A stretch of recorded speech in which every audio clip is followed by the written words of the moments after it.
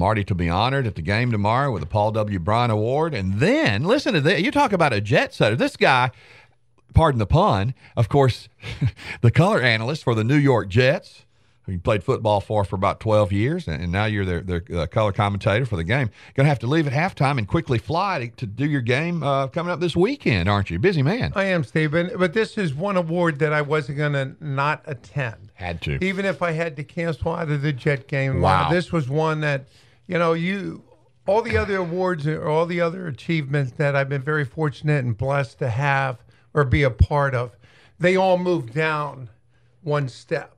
And this one goes right up front. How often do you talk to your old teammate, Bob Baumhauer? I heard from Bob twice, maybe 3 times in the last 9 weeks. You'll probably see him. Oh, wow. You'll probably see him you will see him this weekend, I'm sure. Yeah. Bob was my roommate my sophomore year. Wait. He was your roommate? He was my roommate my sophomore year. Man, if there was a fly on that wall, I would love to have some video of those conversations. Steve, it was like Vegas. What goes on in Vegas stays in Vegas. I don't know. My first year I roomed with Barry he's Krause. a sponsor of the program now with Baumhauer's, and he's a friend of the show, and he's here frequently. And he's a good friend. He's a good friend with not just the show, but with all the teammates. Good guy. But I roomed with Barry Krause my freshman year, and then Bob Baumhauer my sophomore year, and then Murray Legg my senior year. That's a trifecta right there. Oh, you're not kidding. So, I flew in last night. My wife and I had dinner with Murray, and then we drove up and I'm going to have breakfast with Rich today. Oh, that is awesome. Fantastic. Your wife, Christine. Yes. Tell us about her and the degree to which she's a football fan. I heard an interview the other day, an old interview. They've got it archived over at the Bryant Museum with Mary Harmon Bryant. And somebody asked a reporter years ago, Mrs. Bryant, are you a football fan? And I'll never forget her answer. I loved it because my dad's a coach, and coaches, being a coach's wife is a tough road to hoe sometimes. I mean, they put up a lot. And Mrs. Bryant said, are you a football fan, Miss Bryant? She said, I like to eat. Well, that was a good answer. Yeah, Christine's a big fan. But I don't know of many games that she's made it through the entire game. Yeah. If she's sitting at home watching it on TV, there's an app or there's some sort of obligation that she feels that she has to. She does her best. Do around the house. Yeah. But she does enjoy the game. Now look, this might be a tough question to answer. Does she realize what a big deal you are around here? I mean, you're sort of a big deal, Marty Lyons. No, and you know what? I'm glad she doesn't, and I don't think that I'm a big deal. Well, and you are. I'm honored when you use the word great, but I don't think I fall into that category. I think it's all in. It's all everybody's great in my mind. You can be great, and you know what was great about our national championship team, Steve, that nobody ever mentions. We had a great scout team. That week during that 2 weeks in Christmas time, when we had to prepare for Penn State, we were only going to be as good as that scout team. They were great. They get forgotten, don't they? The scout team. They certainly unsung heroes. They certainly do, and I think a lot of times that if you go out there and you recognize the scout team and you tell them how important they are, everybody wants to have that sense that they're a part of the team, that they belong, and for us, the scout team was great. They gave us a great picture, and they prepared us to play. Will you be able to spend any time with Coach Nick Saban at some point during the course of this weekend? I sent a text to my buddy Cedric yesterday. Cedric's the man. Cedric is the man. There are two people. It is the great Cedric. The great Cedric. Cedric the Great. There you go. Cedric the Great. I don't want to say handler because that's not the right way to say it for Coach Saban. But there are two people. If you want to get to Nick Saban, you have to make sure everything's copacetic with Cedric the Great and Miss Terry. Right. Those two. Yeah. But Cedric, he's just a class act person too. So I sent him a text as soon as I got in town to let him know I was in town. Yeah. That possibly go over there and talk to Coach Saban and fantastic. Maybe watch practice later this afternoon. Oh man, that'd be awesome. He'll probably want you to say a few words to the team too, which would be fantastic. I've found it was I went in to do an appearance one time, and there was a piece of paper. It was flipped upside down. So I've always told people if you're going to be respectful of people's time, always be on time.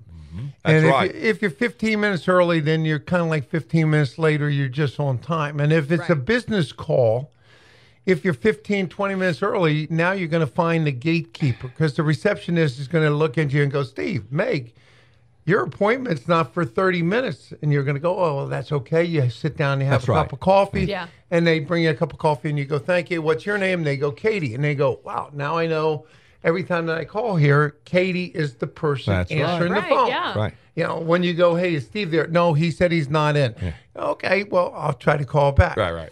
But there was a fascinating piece of paper that was turned upside down, and it said 3 lines on it. And I start every motivational talk off with it. I said, to dream anything you want, that's the beauty of the human mind. That's what we tell our kids every single day. That's what we tell ourselves. You know what? If you dream hard enough and you work hard enough, anything is possible. So to dream anything you want, that's the beauty of the human mind. Mm-hmm. The second line went, to do anything you want to do, that is the strength of the human will. Mm-hmm. You know, take another step. But the third line said, trust yourself to test your limits. That is the courage to succeed. And I recite those 3 lines every single morning when I get up as a reminder, that today is another opportunity for me to be a better person. When times are tough and I don't think that I'm making an impact, not an impression, an impact on life, then I go back to the second line, you know, to do anything you want, that's the strength of the human will. Take another step. When I can't run, take another step.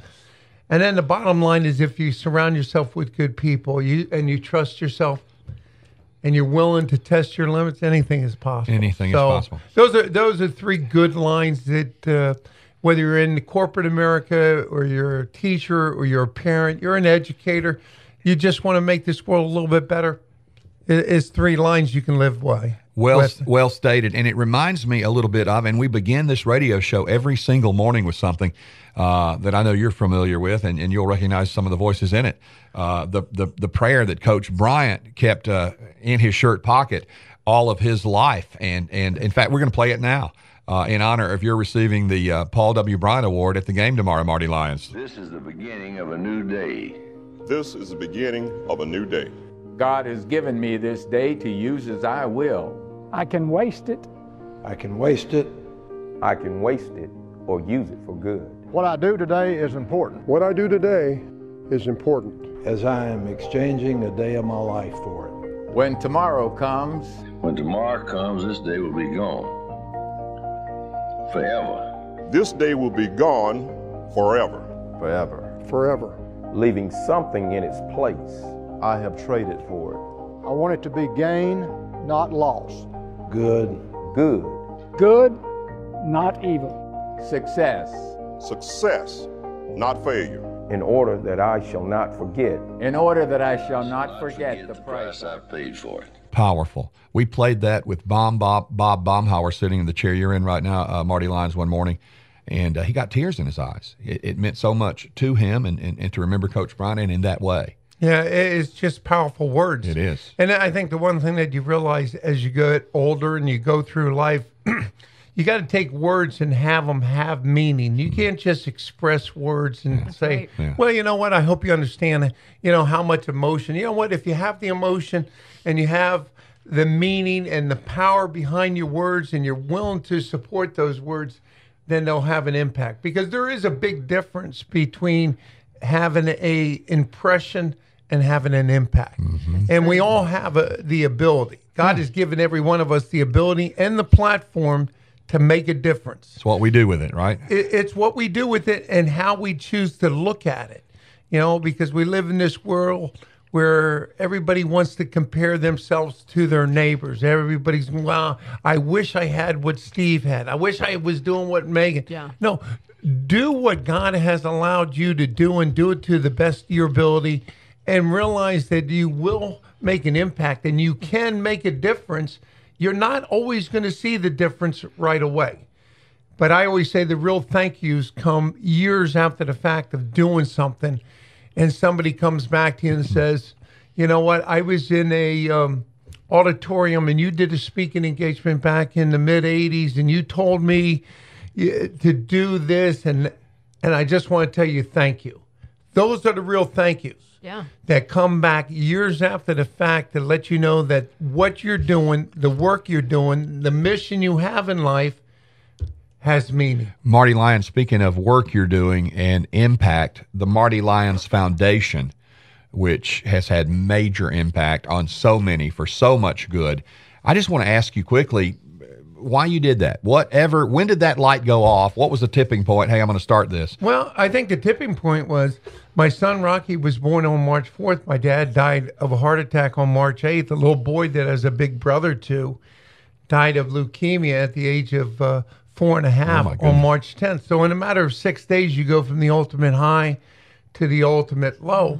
Oh. And, I really did. I struggled to find an answer. I turned my back on my faith, on everything that I believed in, because I kept asking the good Lord, why? Why me? Why would you do this? What am I doing wrong in life that you were sending me this strong message? And the more I asked why, the more I realized I would never find an answer. And then it came back to me what Coach Bryant said. A winner in the game of life is a person that gives of themselves so others can grow.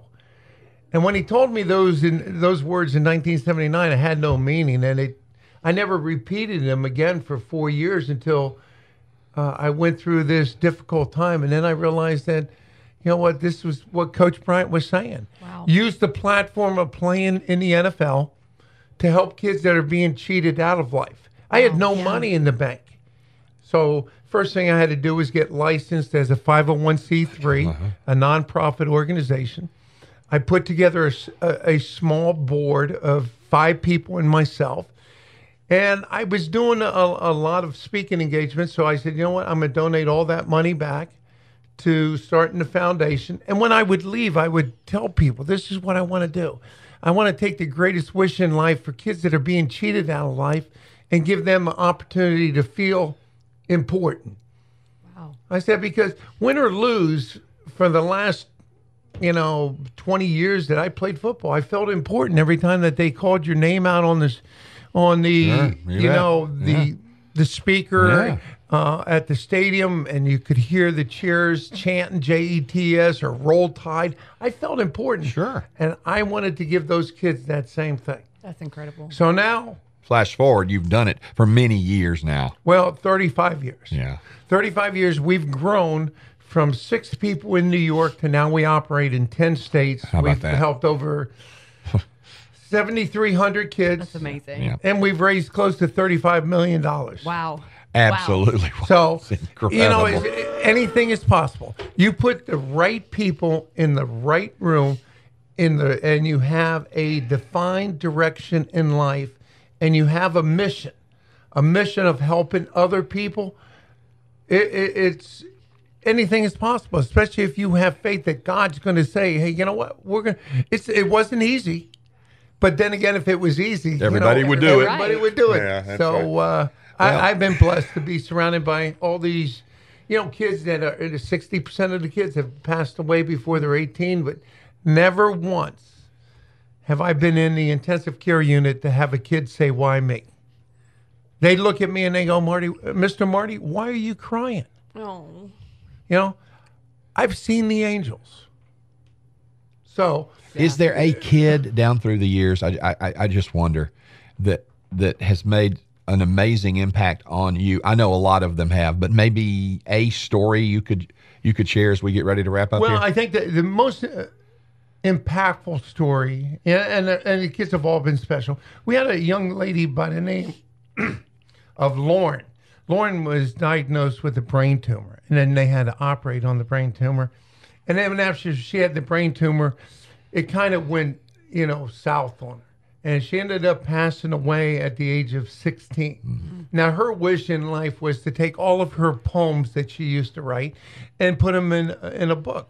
So I met with a publisher. We took all those poems, had a book published before she passed away. Wow. We actually took her to the White House during Christmas, and she recited some of the poems. Well, now she passes away. So my daughter Megan and I,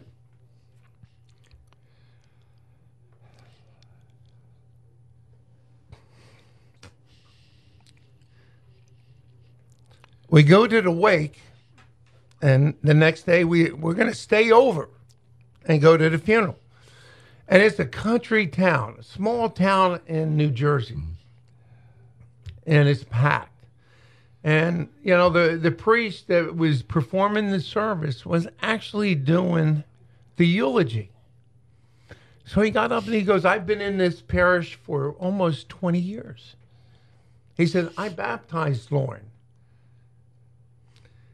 He said, I gave her her first Holy Communion. He goes, I was here with the bishop when she had confirmation. And he goes, and now I'm overseeing her service as she starts a new life in heaven. He says, but one thing about Lauren, he said every day, even before Lauren got sick, she was devoted. And she would get up every day and walk. Take a walk with God. He said then the walks got shorter because she came down with a brain tumor. Then she really got shorter because she was going through her treatments. Until one day, she got so far away from her house that she looked at God and she said, God, I'm getting tired. I want to go home. And she said, God looked at her and said, you know, Lauren, we're closer to my house than yours.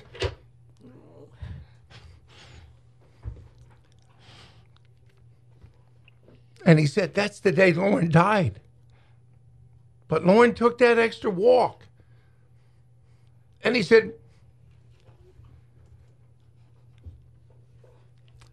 my question to every one of you is how far do you walk? How far do you walk every day? He goes, because there will come a time when you too will get too far away or be too tired to go back to your house. So make sure you take that walk every day. If you're not taking it now, start. If you're taking one that you think is far enough, why don't you take it a little bit further? And when I left that day, Steve, when I left that day, I was so happy, so pumped up. Absolutely. That even though we had lost a child, even though we had lost Lauren, she was in a better place. She made an impact. You bet. And the priest delivered her words and her message to everybody that was sitting in that church that day. And we all left asking ourselves, are we walking far enough? But we all knew, too, that, you know what? Lauren was where she was supposed to be. Yeah. So that one there, and thank you for sharing that story. Not a dry eye in the studio this morning. Yeah. That was a very special individual. Well, very special. You've made an impact on people and in here and listening this morning. I know, and I can't thank you enough for that. And that is the type of impact the Marty Lyons Foundation makes. And you are forget football, a champion of a human being. And you've touched our hearts today and made our day. And we are thrilled you are here to receive the Paul W. Bryant Award at the game tomorrow. God bless you for being you. Well, I appreciate that. And it's been a pleasure to meet. We've done so many interviews over the telephone, back and forth. It's nice to see you. Be in person. It's great to be here. And, And by the way, I never eat a taco and not think I was just going to say that, Steve. I didn't know how I did not know how to transition, but I did not know how I was going to slide that in. But, Absolutely. One of the reasons I do come to Tuscaloosa is I do love taco. What's your favorite thing to order? We want to know. I am telling you, Meg, you go over there and you have, for somebody like you would have an enchilada and a Sancho. Yeah. I try to, somebody like Steve, he would probably have 3 enchiladas and 3 Sanchos. He'd get the triple. And what you got to do is you eat the enchilada first. Yes. And then you take the Sancho and you dip it back in the cheese That's sauce. smart. I never thought of that. And maybe get a sweet tea, and they give you the refills They have free. the best tea. But there's no better place than those people at Taco Casa. Solid human Yeah, they beings. Solid. Rod, Brett, the All whole of them. entire family. Yeah. They are Yeah. the best. Well, they really and, are. and you're a great ambassador for them. Marty Lyons, again, we can't thank you for enough. And roll tide, my friend. You got it. Roll Tide. Thank you very much. And everybody have a great day. The Steve Shannon